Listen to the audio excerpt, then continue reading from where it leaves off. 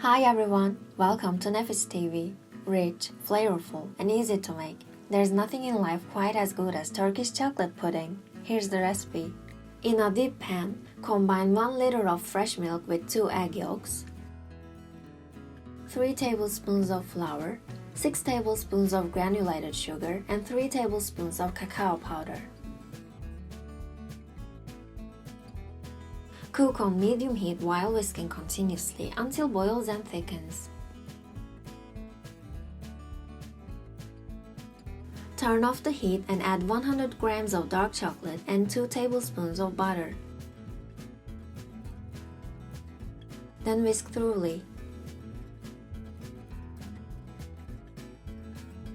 Whisk for 5 more minutes and set aside to cool down.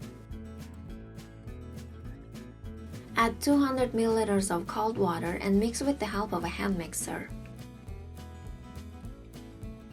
Place small pieces of chocolate cake at the bottoms of the serving cups. Pour the pudding over the cake pieces and refrigerate for 2 hours.